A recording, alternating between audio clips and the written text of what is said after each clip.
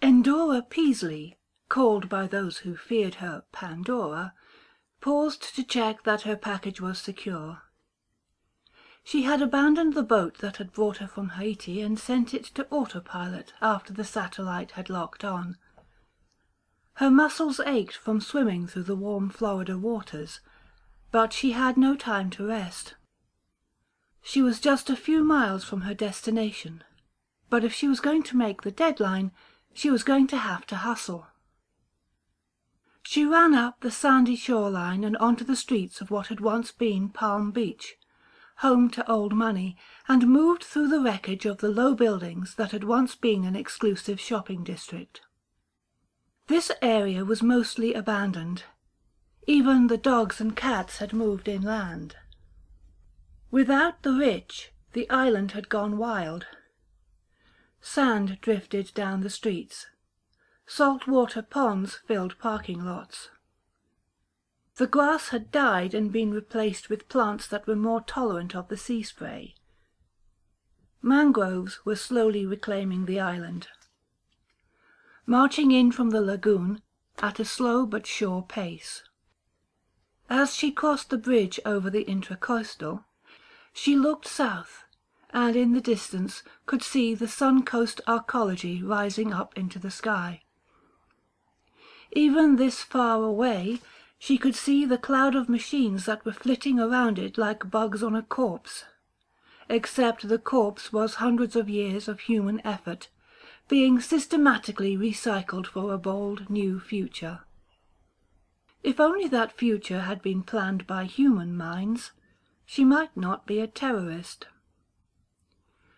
She careened over the crumbling concrete bridge and through the shadows of derelict condominiums and abandoned office towers into what was left of downtown West Palm.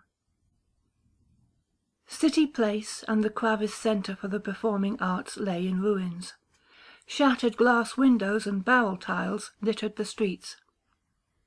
Spray-painted purple symbols marked the area as scheduled for demolition and harvest. All this area would be restored to the way it had been before man decided to try to shape Florida to suit his own needs. The rest of the world was going the same way. The world was becoming a better, cleaner, safer place. The old ways of doing things had been replaced with newer, better things. She followed a ramp south, moving against the direction of traffic that no longer existed. She crossed over the I-95 and looked at the vast ribbon of concrete and asphalt that stretched both north and south like a dried-up canal. Once, this road had been a river of steel and light. Now it was as dead as everything else, abandoned by humanity in favor of a new way of life, one that guaranteed the survival of the species, but at a price Pandora Peaslee couldn't accept. Not that she didn't understand what had happened, she just didn't approve of it. Men should not give up their freedoms so willingly. The first hint that something was awry had been the loss of contact with the Falkland Islands. The British were still trying to figure out what had happened when New Zealand went dark. Things snowballed from that point forward. Sugartheme, ancient alien machines comprised of weird matter that looked like slime and absorbed anything organic, had been released from some Antarctic prison. The creatures devoured anything that moved. How they had made their way off the frozen continent wasn't clear, but they had a taste for human flesh, and normal weapons did little to slow them down. Humans fought back with devastating weaponry. Most of the lower part of South America was still burning. New Zealand and Tasmania were more radioactive than Chernobyl, and just as abandoned. Her brisk pace took her through long-abandoned office blocks, hotels, and a burnt-out fast-food restaurant. Feral cats had claimed a parking garage, nothing to worry about, but she picked up her pace when something large shifted within the tiered darkness. Her route took her into the airport, and she climbed over the rubble of collapsed flyways that had once steered cars from the interstate to the small, bustling transportation center, filled with dead cars. There weren't any working cars anymore, at least not like there had been. Small electric things still flitted through what remained of the great metropoli, drawing power from the grid embedded in the roadway, but that grid didn't extend out this far into the brown fields. Even if it did, any vehicle would have been a clear target for the satellites that now dotted the sky. It had been among the islands that dotted the Pacific that the next threat manifested, though no one at the time recognized it for what it was. The small nations of the Pacific Ocean, all normally fiercely independent, suddenly found a new sense of unity. Some said it was because of the sugar theme, that small areas were highly vulnerable and they needed to ally themselves against a greater enemy. Others weren't so sure, but the result was clear. In a single month, the nations of Kiribati, Tonga, Micronesia, Palau, the Seychelles, Tuvalu, and Nauru all lay aside their rivalries and formed the Pacific Union. They rewrote laws concerning data privacy and finances, and within the year were suddenly a financial and technological powerhouse. 18 months after its formation, Samoa and the Philippines petitioned for membership. Papua, Malaysia, and Indonesia weren't far behind. A new global power emerged on the planet, not based on military prowess, but rather on the intersection of money and a technology that seemed years ahead of anybody else. Even the fleet of airships they built, huge whale-like things with no speed but incredible energy efficiency, seemed designed to serve rather than threaten. She jumped a fence and sprinted across the runways. Cattle, egrets, and iguanas scattered before her. A covey of doves took flight, screaming their umbrage at her presence. Something large and tawny, a deer, maybe a coyote, or perhaps a panther, trotted through the tall grass that had colonized the places between the cracked cement. She could feel the heat radiating off the artificial rock, and a little part of her longed for an afternoon thunderstorm to come and cool things off, however briefly, and even if the subsequent humidity was unbearable.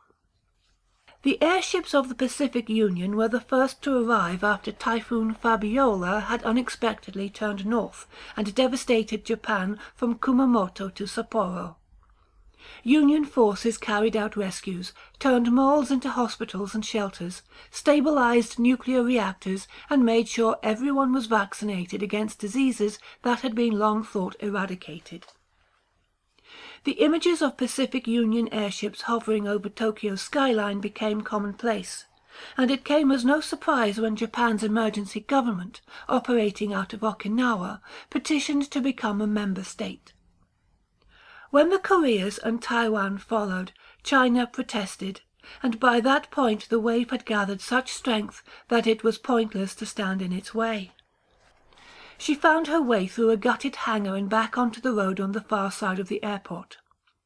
She took another crumbling overpass to leapfrog over a canal and come within sight of her destination. There was an old reserve base opposite the shell of a burnt-out building with traces of a gold sign still visible. But her target was the monolith that loomed before her, an imposing angular thing that screamed to be left alone. It squatted on the landscape with a row of thin windows that squinted like eyes, peering out at the surrounding neighborhood like an angry cat ready to leap and spit and scratch. This was the building that showed the least response to the vagaries of time and weather. An edifice built to last, to be secure, and to keep its occupants under control. Pandora looked at her watch and finally stopped running as she entered the grounds of the Palm Beach County Detention Center. Pacific Union aid centers sprung up across the world and began to tackle problems that other governments, organizations, and corporations had either failed at or abandoned. safe water in Africa, chemical cleanup in the Middle East, food in India, energy and housing in South America, even urban blight in the Rust Belt of the American Midwest suddenly had solutions, or progress towards a solution. Even Europe and China allowed for the establishment of working groups within their borders. The only real resistance was Russia, a nation that could have used the help, but was either too proud or too stubborn to let foreigners in. A new Iron Curtain went up, just as barriers everywhere else in the world went down.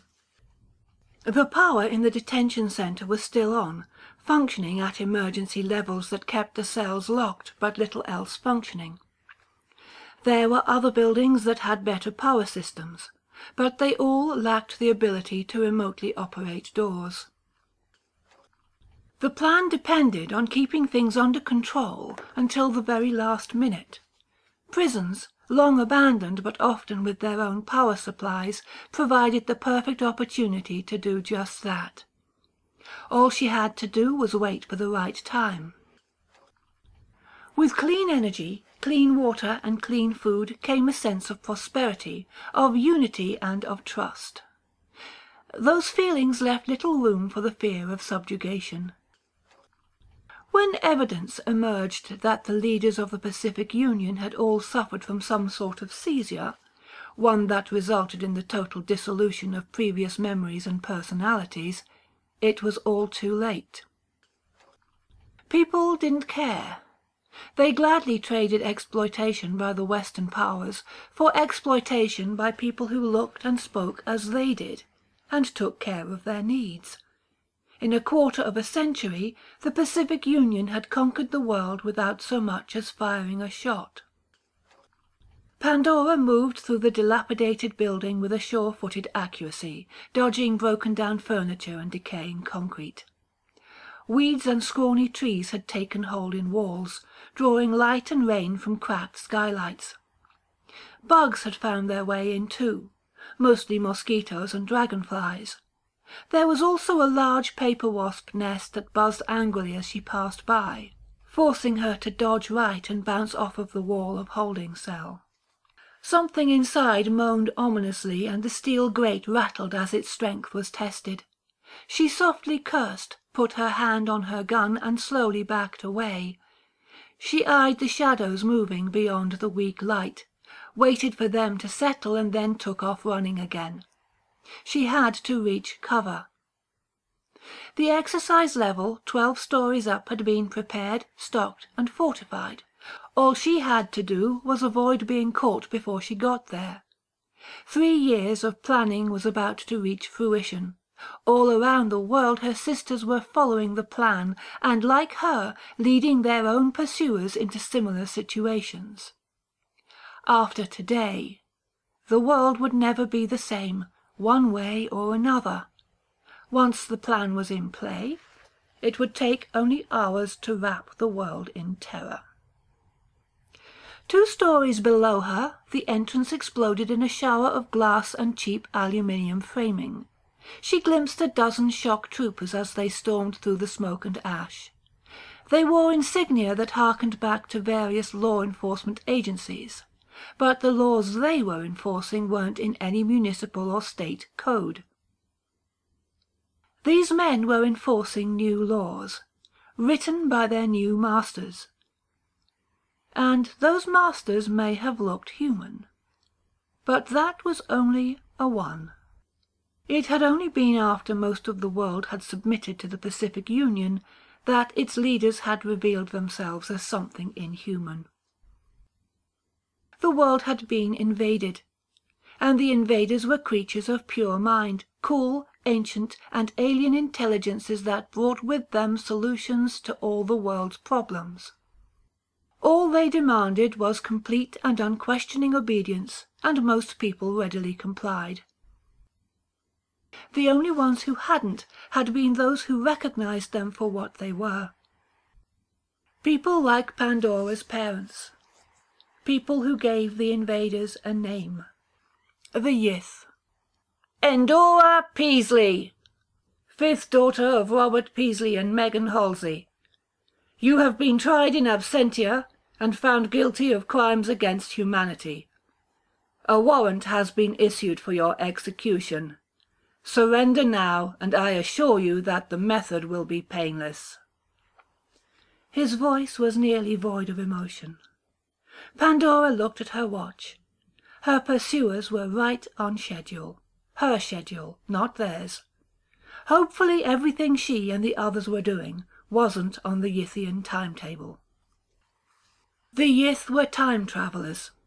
Aliens that had, eons ago, discovered a way to mentally move through time, leaping forwards and backwards, stealing bodies and infiltrating societies, all on the premise of doing research. They were obsessed with gathering historical data and documenting eras they considered historically important, while ignoring events that men might consider critical. Pandora's own grandfather had fallen victim to their machinations. He, like many others, had been released from their grasp, but only after they had finished with him. The event had devastated the family. Her uncle had become obsessed with the Yith and hunted them down wherever he could. In contrast, her father had spent years trying to avoid the taint that had cursed his family, only to be drawn into altogether different, but just as sinister matters. That may have had more to do with her mother, who had seemed born to the mysterious and macabre, and had drawn her husband into the darkness with her. The resistance had grown up out of what Pandora's parents could tell them about the Yith and how they behaved. Pandora and her friends in the resistance, and that is what they called themselves, no fancy names or acronyms, simply the resistance, didn't particularly like what had become of the world. They knew more about the universe, but less about their government. They were building power stations, but not families. They understood chemistry and physics and ecology, but not command structures and decision-making. In the eyes of the resistance, humans were becoming technicians, leaving the leadership to their new-found masters, masters that often went unquestioned about motives or goals. When the resistance found the first baby factory, children engineered to be stronger and faster than normal humans, Pandora knew it was time to act. She and her sisters formulated a plan, gathered like-minded friends, and started a worldwide underground network. They'd been on the run, building to this day, ever since. On the side of the stairwell, she found the hole she had cut that led into a utility shaft. It was tight, but she squeezed through it and found her footing on the stirrups of the zip line. She clipped herself into the harness and squeezed the regulator. She flew up through the darkness as the weights she was connected to fell down. She whisked past rats and loose material at breakneck speeds, clearing the rest of the floors in seconds. At the top she stepped out onto the roof and cut the line with her knife, making sure no one could follow her using that particular route. She walked away as some overzealous trooper fired up through the shaft. The bullets stopped almost immediately, and she could hear the soldier being berated by his or her commanding officer. She threw the first switch on the control panel. She needed the troopers to be oblivious to what was going on around them. The aging speakers blared to life and babbled out a cacophony of pre-recorded noise. Animal sounds, growls and shrieks, and cages rattling. Sounds designed to mask the noises of what was going on in the prison itself. While her enemy climbed the stairs, she slipped into her combat armor, a Kevlar bodysuit with matching gloves and boots with magnetic combination locks. Over that, she put on an impact-resistant vest and strapped on articulated leg armor. A harness went over her neck, giving her huge shoulders and a high steel collar. The flexible neck rings snapped into the helmet in 3 places. The last piece of her defense came out of her backpack. This is what she had gone to Haiti for, and what so many others had given their lives to create. Dr. West swore that it would work, that he had tested it and it had proven adequate to the task. Adequate didn't make Pandora feel very good, but that was all she could get out of the madman who pretended to be a scientist. Pandora threw another switch and powered up the building's internal sensors. A bank of micro-monitors jumped to life as cameras in the stairwell suddenly began to broadcast grainy images of the men moving up towards her position. She flipped on the microphone, tapped it and spoke. "Can I ask you a question, Mr. East?" Pandora watched as the alien raised his bullhorn. It blared again, echoing through the stairwell. "By all means, but it won't change anything." "What are you doing here? Why did you invade? My grandfather believed you weren't interested in humans, that when you finally left the Mesozoic invertebrates, you were going to leap past humanity into the future, after men had gone extinct. What changed your minds?" East located the camera and addressed her through it. "We were perfectly content to leave humans alone, but then we started having problems. Somehow someone here figured out how to exclude us. We can't insert any agents, and any that we drop in beforehand never return. We are not fond of dead time. You and your little band of rebels, or someone like you, have blocked us. We came to stop you from creating the dead time, or failing that, finding the generator and destroying it." Beneath her mask, her face screwed up in puzzlement. "How exactly am I responsible for that?" She flipped another switch and whispered a tiny prayer, hoping that her trap wouldn't be noticed for a few more minutes. Timing was everything. Around the world similar traps were being sprung. A few minutes' warning, and the great race might have enough notice to escape back through time. "We don't particularly know." He moved to the next camera, cautious steps flanked by scuttling human soldiers. "We gave your people, one of your relatives actually, the technology to block us over small areas once. We used it to build a prison for some of our own less desirable members. We assumed you had figured out how to widen the application of the barrier." "So you invaded the world and conquered the planet because you couldn't see what we were doing?" Pandora chuckled. "When exactly are we supposed to have erected this barrier?" She switched her attention to the other screens. There were things moving in the prison. The cell doors were swinging open. Mr. East looked at his watch. "We lose contact in exactly 3 minutes, unless we find your equipment and destroy it." Pandora threw the last switch, the one that unlocked the doors from the stairwell to each floor. The actuation was time-delayed. She had less than a minute before things got really bad. "Is that how time works? Can you change the future by altering the past? If you destroy the machine, the barrier will fall. But then why would you invade in the first place? What about causality and paradox?" "Time isn't as rigid as you humans would like it to be. There is fluidity. You may not be able to break the laws of time, but you can bend them. Once we find your machine and destroy it, the barrier you will erect will never have been. But we are already here.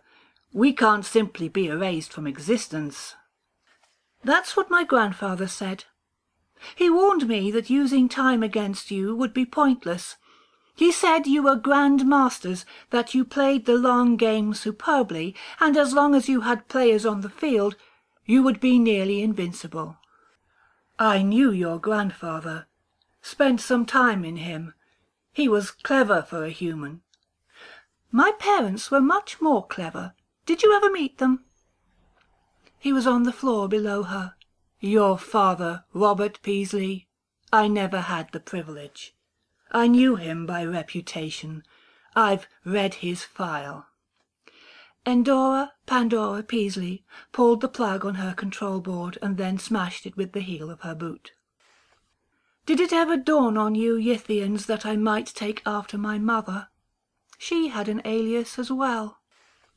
12 soldiers swarmed out of the stairwell. Red dots appeared on her chest, but not one man pulled the trigger. Your mother was Megan Halsey, the so-called Reanimatrix. She had access to a primitive reanimation formula. Pandora went down on her knees, trying to appear less threatening. We've made some improvements over the years. Beneath her mask she smiled. We didn't build a field generator, Mr. East. We didn't try to exclude you from the game. That was likely impossible. We just found a way to keep you from using any of the pieces.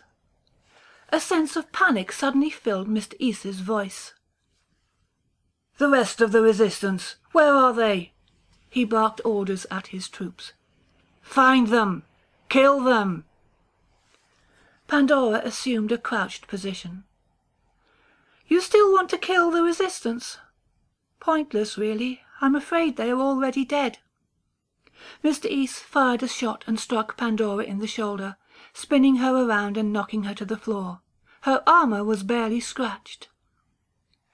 Whatever you and the resistance have conjured up, whatever you've cobbled together, I assure you, we shall end it, here and now. You and your friends will be liquidated.